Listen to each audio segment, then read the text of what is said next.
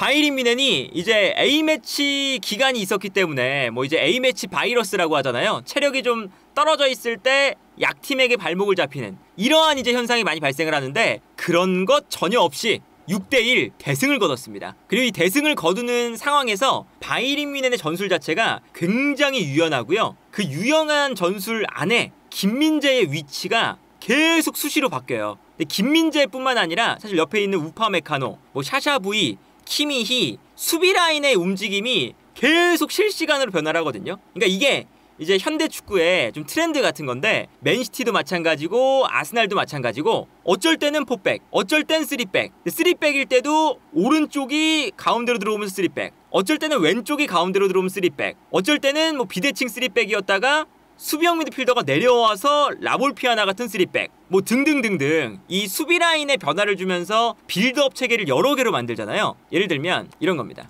샤샤부이가 약간 올라가요. 그리고 우파메카노 김민재가 있습니다. 약간 김민재가 왼쪽으로 빠지거든요. 빌드업을 할 때. 그리고 게헤이루가 올라가요. 여기서 일단 중요한 건 첫 번째, 김민재의 앞쪽에 팔리냐, 게헤이루, 코망, 무시알라 등등등 패스를 받아줄 수 있는 선택지가 굉장히 많이 배치되어 있습니다. 그 다음에 여기서 이제 오른쪽을 보면 키미와 샤샤부이가 3백을 만들어주거든요. 키미가 내려와 줄 때도 있고 샤샤부이가 내려와 줄 때도 있어요. 근데 오늘 요 키미와 샤샤부이 쪽에서 이제 왼쪽에서 일단 김민재를 중심으로 수많은 선수들이 볼을 주고받으니까 여기서 상대 수비가 쏠릴 때 반대편으로 전환되는 순간 키미와 샤샤부이의 움직임을 통해서 상대 수비를 무너뜨리는 게 있습니다. 요게 이제 오늘 콤파니 감독이 가지고 나온 빌드업 체계에서의 뭔가 만들어가는 그런 그 시스템이 여기서 나오는 거거든요. 일단 첫 번째로 게헤이루가 약간 올라가고 김민재, 우파메카노가 일단 이렇게 배치가 됩니다. 그러면 예를 들어서 샤샤부이가 3백을 만들 때 수비가 붙잖아요.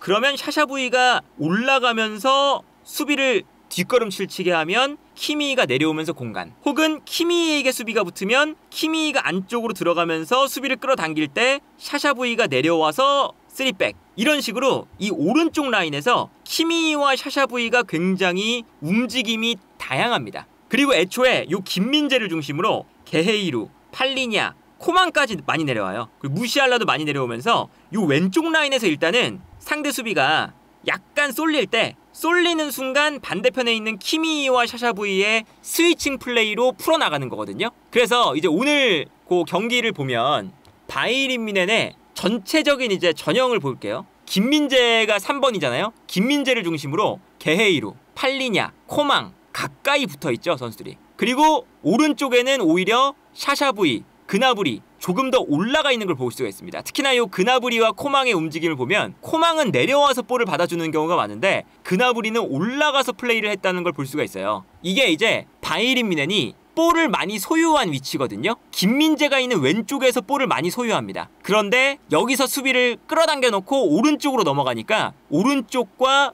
오른쪽 위쪽 이쪽에서 이제 공격의 마무리가 되는 경우가 많죠. 그러다 보니까 왼쪽에 있는 코망 지역보다 그나브리가 있는 오른쪽 지역에서 조금 더 진한 색이 나타나는 걸 볼 수가 있어요. 요 이제 방향 전환과 3백을 계속 바꿔주면서 오른쪽 라인에서 키미와 샤샤부이의 움직임, 요게 이제 핵심이거든요.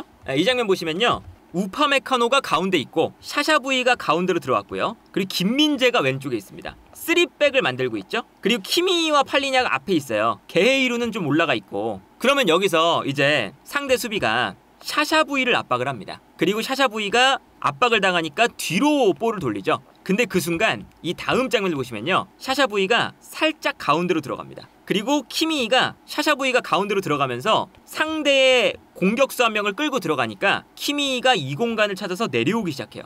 이렇게 내려오면 김민재, 우파메카노, 내려오는 키미 3백이 바뀌는 거죠, 순간적으로. 그래서 이 다음 장면을 보면 일단 이 노이어가 볼을 잡아서 김민재 쪽으로 보내줘요. 그리고 김민재 쪽으로 팔리냐, 게헤이루, 앞쪽에 있는 코망, 아까 말씀드린 것처럼 이제 김민재 선수를 볼을 잡았을 때 오늘 이제 재밌는 건 뭐냐면 김민재 선수가 압박을 당할 때 패스를 줄 수 있을 만한 선택지를 왼쪽에서 많이 늘려줍니다.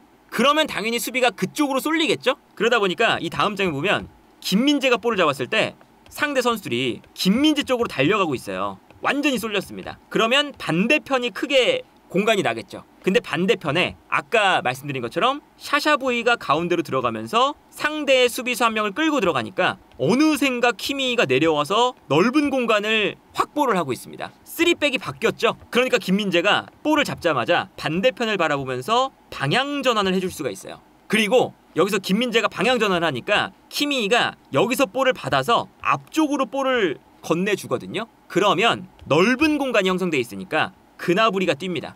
그리고 그나브리가 뛰면서 이 공간이 완전히 열리고요. 그 다음에 그나브리가 여기서 해리케인에게 컷백, 해리케인이 결정적인 슈팅까지 기록하는 걸 볼 수가 있어요. 왼쪽에서 일단 김민재를 중심으로 상대 수비를 끌어당긴 다음에 반대편에 있는 키미와 샤샤부이의 스위칭 플레이로 상대를 무너뜨린다, 이거거든요. 그래서 이제 오늘 심지어 김민재 선수가 득점의 기점이 되는 장면도 나와요. 이 장면을 보면요, 노이어가 볼을 잡고 있을 때 왼쪽에 김민재가 있었죠. 그리고 앞쪽에 게헤이루가 올라가면서 수비를 끌고 움직입니다. 그러니까 요 가운데에 공간이 나는 거예요. 이때 팔리냐가 요 안쪽으로 들어와요. 그러니까 요 팔리냐 쪽으로 노이어가 패스를 보내주는 걸 볼 수가 있죠.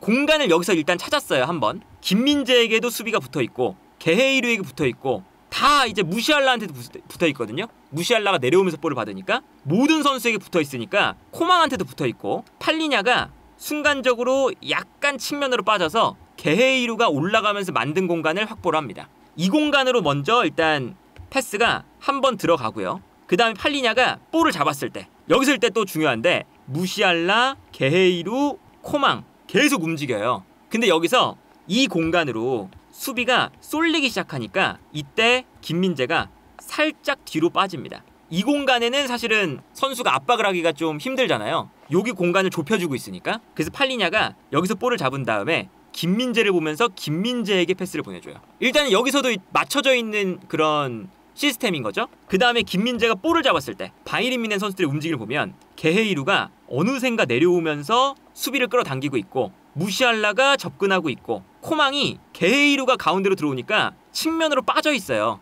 요게 재밌는 거죠. 요 이제 게헤이루와 코망의 움직임이 김민재에게 패스 선택지를 늘려준 거거든요. 그러니까 아까 첫 번째 장면을 보면 게헤이루가 앞으로 달려나가면서 팔리냐에게 공간을 만들어주고 있습니다. 그리고 코망이 게헤이루가 들어오니까 가운데로 들어와 있어요. 근데 김민재가 볼을 잡을 때는 다시금 게헤이루가 가운데로 들어오면서 수비를 가운데로 쏠리게 만들고, 그리고 코망은 오히려 가운데 있다가 다시 측면으로 나가면서 뛰어나갈 준비를 하고 있습니다. 그러니까 김민재가 볼을 잡았을 때 코망이 뛰어나가는 걸 보고 한 번에 붙여줄 수가 있는 거죠. 그리고 애초에 이 김민재의 공간이 바이에른 뮌헨 선수들이 앞쪽에서 움직여주면서 만들어낸 공간이었고, 그러니까 이러다 보니까 김민재 선수가 패스를 찔러줄 수 있는 여유가 생겼어요. 그리고 이 패스가 딱 들어가면서 코망에게 아주 결정적인 패스를 김민재가 딱 넣어줍니다. 이게 이제 그 김민재 선수가 압박에 대처하는 것은 약간 약한데, 김민재 선수가 여유가 있다면, 여유가 있을 때는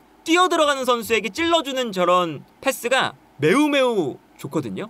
그러다 보니까 여기서 김민재가 또 딱 찔러주면서 기점 패스를 넣어주는 거죠. 그래서 김민재의 패스, 코망이 완전히 이 공간을 김민재의 패스를 받아서 편안하게 뚫고 들어갑니다. 그 다음에 상대 수비가 코망을 막으니까 바로 코망이 가운데로 패스, 그리고 해리케인이 볼을 받아서, 뭐 여기서는 이제 해리케인의 개인 능력이죠, 반대편을 바라보는 척하다가 니어 포스트로 순식간에 때려버리는 요런 장면들이 딱 하나 나오는, 요 장면 자체가 일단은 뭐 김민재 선수의 기점 패스가 나오기도 했지만 김민재가 기점 패스를 하게끔 만드는 콤파니 감독의 전술, 요 전술 자체가 아주 훌륭했다. 그리고 여기에 더해서 이 빌드업을 할 때는 이제 아까 말씀드린 것처럼 오른쪽에 키미와 샤샤보이가 왔다 갔다 했다고 말씀드렸잖아요. 그런데 압박을 할 때는 또 달라요. 압박을 할 때는 3백이 바뀝니다. 어떤 거냐, 그나브리가 가운데로 들어가요.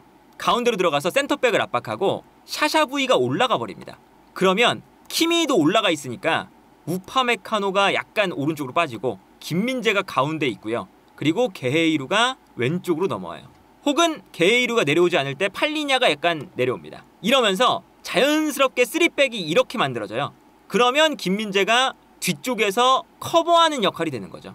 요 커버하는 역할. 이것도 이제 김민재의 특성을 잘 활용을 한 거죠. 약간 내려앉으면서 기본적으로 김민재가 뒷공간을 커버할 때 스피드와 그리고 이제 1대1 싸움에서 밀리지 않는 그런 데인마크가 장점이잖아요. 그러다 보니까 저런 형태를 3백을 수비할 때는 저렇게 만든다. 이것도 기본적으로 어떤 게 있냐면 콤파니 감독이 이게 칭찬을 해줄 수밖에 없는 게 아까 빌드업을 할 때는 샤샤부이가 약간 내려와 있고 키미랑 왔다 갔다 하는 거잖아요. 그리고 왼쪽에서 일단 공격을 시작하잖아요. 그러면 왼쪽에서 오른쪽으로 넘어갑니다. 그럼 오른쪽에서 공격이 되겠죠? 그럼 오른쪽에서 공격이 되는 순간 그나브리 뭐 샤샤부이 다 올라가니까 이 공간을 우파메카노가 커버하면서 자연스럽게 다시 수비할 땐 3백으로 정비가 되는 거거든요. 근데 여기서도 홀슈타인킬의 압박을 연구를 잘해온 건 어떤 점이냐? 홀슈타인킬이 포백인데 왼쪽 풀백이 약간 올라가요. 그리고 3백을 만듭니다. 그러니까 오늘 콤파니 감독이 그나브리를 안쪽으로 배치시키면서 해리케인, 그나브리, 코망 상대의 3백을 1대1로 압박하게 만들고 약간 올라오는 풀백을 샤샤부이가 과감하게 올라가서 부딪히게 만듭니다. 요 형태를 일단 연구를 잘 해온 거죠. 그러면서 수비할 때는 우파, 김민재, 게헤이루 혹은 게헤이루가 올라가 있으면 팔리냐가 내려오는 요런 3백을 만드는 거거든요. 요 장면 보면 압박 형태를 볼 수가 있죠? 샤샤부이가 올라와서 이제 왼쪽 풀백을 압박하고 있고 그나브리가 가운데로 들어가서 압박을 하고 있습니다. 그리고 샤샤부이가 올라왔으면 자연스럽게 뒤쪽은 어떻게 되느냐? 샤샤부이가 올라와서 압박하고 그나브리가 센터백을 압박합니다. 그리고 이렇게 지금 홀슈타인킬이 왼쪽 풀백이 좀 올라와 있고 자연스럽게 3백이 되고 있는 걸 볼 수가 있죠. 그러니까 샤샤부이를 올리는 거거든요. 그러니까 뒤쪽으로 볼이 넘어갔을 때는 김민재, 우파메카노, 게헤이루 3백이 되고 있고 가장 뒤에서 김민재가 공간을 커버하는 역할을 맡고 있는 걸 볼 수가 있습니다. 그러니까 요런 이제 그 콤파니 감독이 오늘 전체적인 이런 수비의 형태를 빌드업 할 때의 3백도 생각을 해 나오고 그리고 수비할 때의 압박할 때의 3백도 생각해 나오는 굉장히 이제 어쨌든 공격과 수비를 할 때 유연함을 가져간다. 그리고 상황에 맞는 이런 3백을 잘 만들면서 김민재가 빌드업 할 때도 김민재 중심의 선수가 많이 배치되고 수비할 때는 김민재가 가운데 배치되면서 좌우를 커버하는 역할을 맡게 만들고 요런 역할들이 일단은 뭐 콤파니 감독 체제에서 매우 좋아 보인다.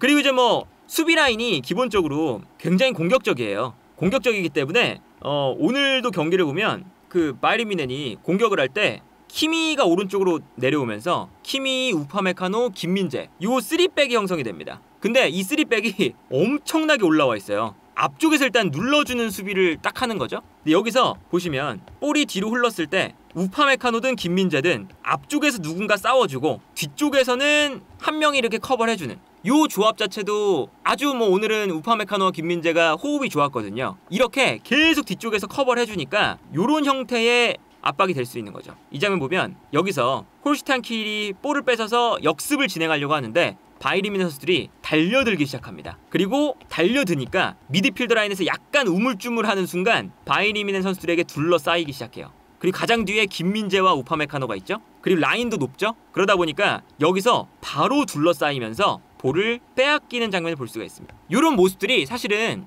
이런 템포가 투엘 감독 때는 잘 안 나왔던 템포거든요. 뺏기자마자 바로 압박하고 바로 나가서 이제 싸우는 요런 형태가 투엘 감독 때는 잘 안 나왔었는데 요런 장면들이 나오니까 오히려 역습을 당하는 횟수도 매우 많이 줄어듭니다. 그러니까 이게 라인을 올렸을 때 앞쪽에서 끊어내느냐 끊어내지 못하느냐 이게 되게 중요하거든요. 그러니까 왜 그러냐면 당연히 바이에른 뮌헨 입장에서는 공격적으로 올라갈 거고 올라가면 당연히 수비 라인은 매우 높아질 수밖에 없겠죠. 그러면 뭐 김민재, 우파메카노가 라인이 매우 높아지는데 그러면 공격수들이 많이 올라갔으니까 여기서 뒤쪽으로 패스를 못 넘어오게 해야 이 선수들이 뒷공간 커버하는 횟수가 줄어들잖아요. 그러니까 이제 아무래도 요 앞쪽으로 부딪혔을 때 요 앞쪽에서 끊어주는 전방 압박의 조직력 요게 투엘 감독에 비해서 콤파니 감독 때 매우 많이 형성이 됐더라. 이제 그러다 보니까 오늘 경기 중간에 아주 재밌는 수치가 하나 나왔습니다. 이게 어떤 걸 의미하냐면요. 볼을 다시 빼앗아오는 시간이에요. 리커버리 타임인데 홀슈타인킬은 볼을 빼앗겼을 때 29.6초 만에 볼을 빼앗아 옵니다. 그런데 바이에른 뮌헨은